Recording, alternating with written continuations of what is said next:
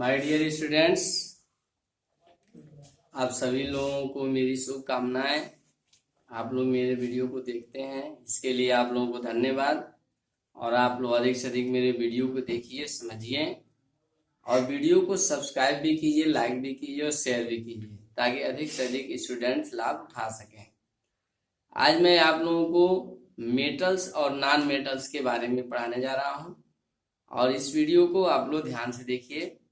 सबसे पहले ये समझिए कि जो भी एलिमेंट्स की खोज वैज्ञानिकों ने किया है, एलिमेंट्स यानी तत्व जिसे हम बोलते हैं, इसी तत्व को अध्ययन करते समय या अध्ययन की दृष्टि से इनके कुछ तत्वों के ऐसे गुण मिले जिसके आधार पे उनको मेटल कहा गया।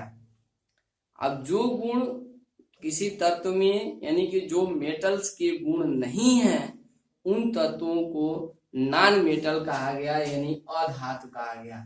यानी जिन तत्वों में मेटल्स के गुण हैं वो मेटल तो है ही है, और जिनमें मेटल्स के गुण नहीं हैं उनको नॉन मेटल्स यानी अधातु कहा जाता है।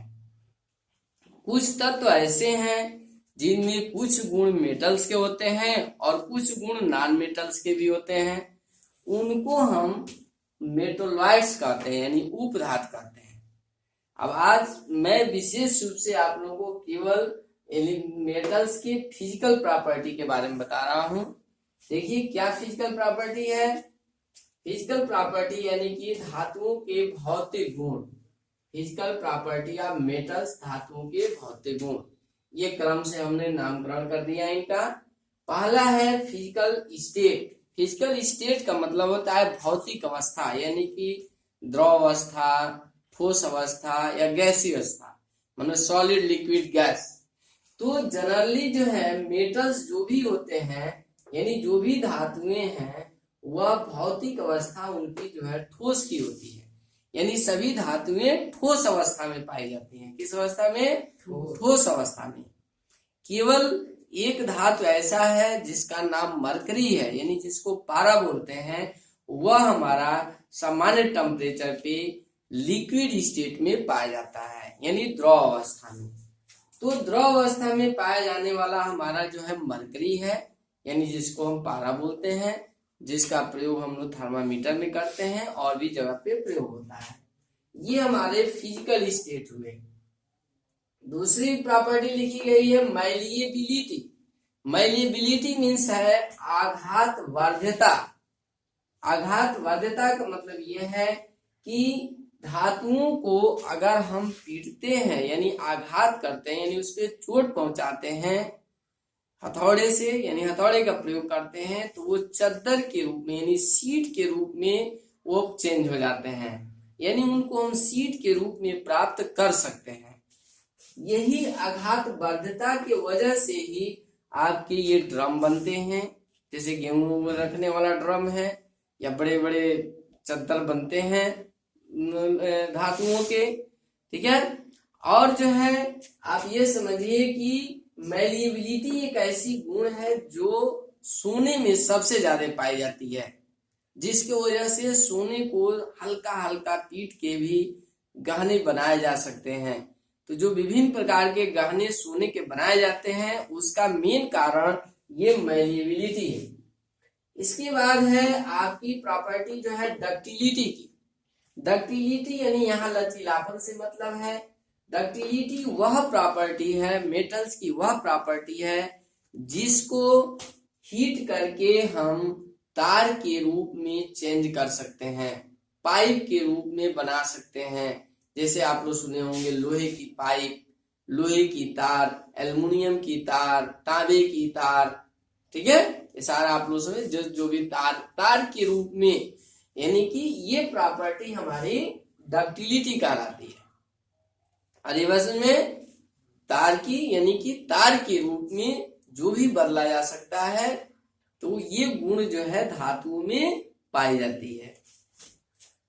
अब आप देखिए ये जो होते हैं गुड कंडक्टर ऑफ हीट यानी उष्मा के सुचालक।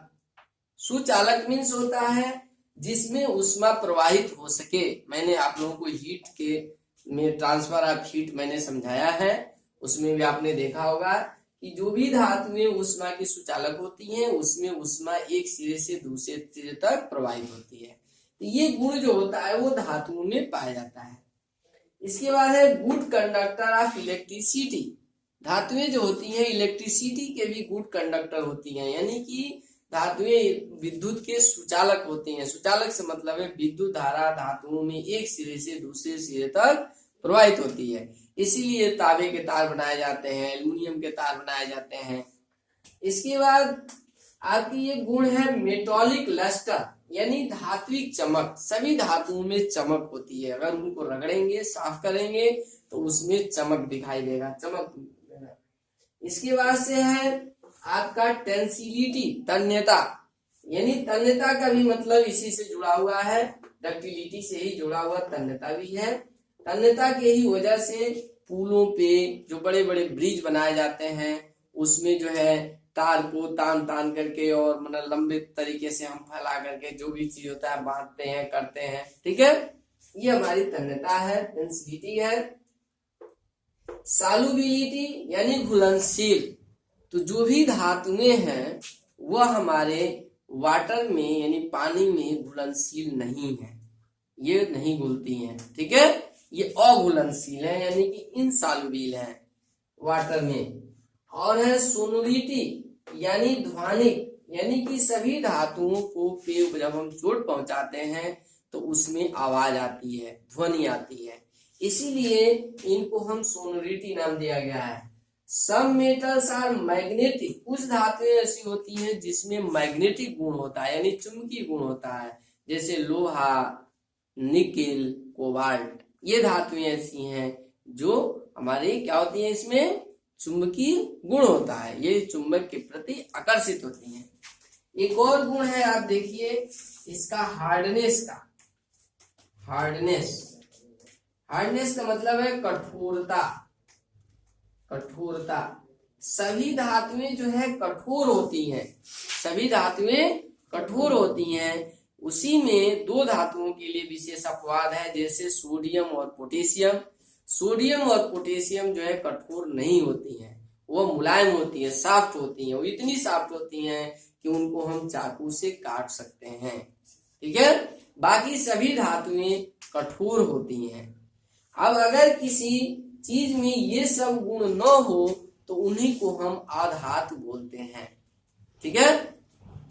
अधातु में भी एक सबस्टेंस है जिसको हम डायमंड कहते हैं, वह बहुत ही कठोर होता है, वह इस सभी धातुओं से भी ज्यादा कठोर है, इसलिए उसको हम हार्डेस्ट सबस्टेंस बोलते हैं। क्या बोलते हैं? हार्डेस्ट सबस्टेंस, जो कार्बन का प्रतिरूप है। बाकी धातुएं, बाकी जो अधातुएं हैं यानी नॉन मेटल्स हैं, उनमें कठोरता का गुण नहीं है। जो भी नॉन मेटल्स हैं यानी अधातुएं हैं, उनमें ये सब एक भी प्रॉपर्टी नहीं है। आई बस उनमें कुछ धातुएं यानी कुछ तत्व ऐसे हैं जिसमें कुछ गुण धातुओं के होते हैं और कुछ गुण अधातुओं के होते हैं, तो उनको हम उपधातु कहते हैं यानी मेटलॉइड्स कहते हैं। ऐसे कुछ है। अब आप देखिए, मैंने बताया हार्डनेस की बात।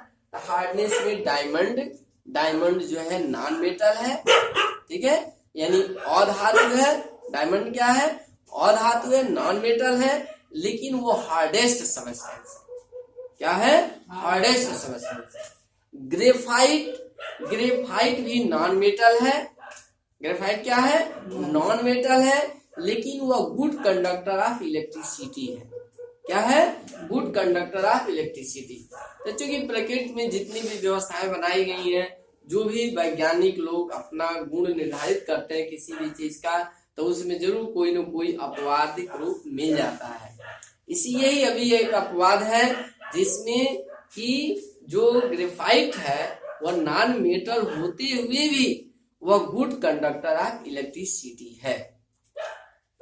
आपका जो डायमंड है वह नॉन मेटल होते हुए भी हार्डेस्ट सबस्टेंस है। मरकरी जो कि मेटल है, लेकिन वह ठोस अवस्था में नहीं होता है, सामान्य टेम्परेचर पे द्रव अवस्था में होता है। अधात्मीय यानी कि नॉन मेटल जो होते हैं वो ठोस अवस्था में भी पाए जाते हैं, गैसीय स्टेट में भी पाए जाते हैं और द्रव अवस्था में भी पाए जाते हैं। द्रव अवस्था में कम पाए जाते हैं, जैसे ब्रोमीन जो है द्रव अवस्था में पाया जाता है। बाकी जो भी जनरली मेटल्स हैं, नॉन मेटल्स हैं, वो सामान्यतः ठोस अवस्था या गैसीय अवस्था में पाए जाते हैं। तो ये आपने देखा कि एलिमेंट्स का डिवीजन है 3 भागों में, यानी तत्व को 3 भागों में बांट करके अध्ययन किया जाता है। पहला भाग है मेटल्स, दूसरा भाग है नॉन मेटल्स, तीसरा भाग है मेटलॉइड्स। तो आपको अधातु का जो भौतिक गुण है यानी फिजिकल प्रॉपर्टी है वह जानने के लिए धातु की ही फिजिकल प्रॉपर्टी आपको जाननी है। अगर धातु की यानी मेटल की फिजिकल प्रॉपर्टी आपको मालूम है तो इसी के आधार पे आप नॉन मेटल की फिजिकल प्रॉपर्टी बता सकते हैं। यानी कि जैसे पहला प्रॉपर्टी है फिजिकल स्टेट, भौतिक अवस्था। तो मैंने बताया कि जो भी नॉन मेटल्स हैं वो तीनों अवस्था में पाए जाते हैं, ठोस, द्रव, गैस, तीनों अवस्था में। मेलिएबिलिटी या घात बाध्यता, ये गुण जो है धातु में है, यह गुण अधातु में नहीं है। नॉन मेटल्स में ये गुण नहीं पाया जाता है। अगर नॉन मेटल्स के किसी भी चीज को अगर हथौड़े से चोट पहुंचाएंगे तो वो भंगूर हो जाएगा, वो टुकड़े टुकड़े में बट जाएगा, उसका न हम चादर बना पाएंगे और न डक्टिलिटी उसमें होगी, न उसको तार के रूप में बना सकते हैं। ठीक है, ये गुड कंडक्टर ऑफ हीट यानी उष्मा के ये सुचालक है, तो वो जो है उष्मा के कुचालक होते हैं। बैड कंडक्टर ऑफ हीट है। उसके बाद से गुड कंडक्टर इलेक्ट्रिसिटी, तो नॉन मेटल जो होंगे वो बैड कंडक्टर ऑफ इलेक्ट्रिसिटी होंगे, उसमें इलेक्ट्रिसिटी प्रवाहित नहीं होती है। लेकिन उसमें एक अपवाद है, मैंने बताया कि ग्रेफाइट नॉन मेटल होते हुए भी वो गुड कंडक्टर ऑफ इलेक्ट्रिसिटी है। इसके बाद से ये मेटॉलिक लास्टर जो धात्विक चमक है, ये चमक आधात में नहीं होता है। तन्यता का गुण भी आधात में नहीं होता है। सॉल्युबिलिटी यानी वाटर में जो है ज्यादा से ज्यादा अधातुएं घुलनशील होती हैं। और ये आपका सोनरिटी ध्वनिक गुण अधातुओं में नहीं होता है। उनको चोट पहुंचाएंगे तो कोई भी ध्वनि नहीं आएगी। जैसे चाक है, चाक को अगर फोड़ते हैं तो वो भंगूर हो जाएगा, टुकड़ा टुकड़ा हो जाएगा, किसी प्रकार का ध्वनि नहीं है। और ये तो मैग्नेटिक गुण केवल आयरन, निकल, कोबाल्ट में ही होता है। बस इस वीडियो में इतना ही, आप लोग इसको समझिए और 2 बार 3 बार वीडियो को देख करके अच्छी तरीके से आप लोग समझिए। थैंक्स। कितने मिनट हो गए?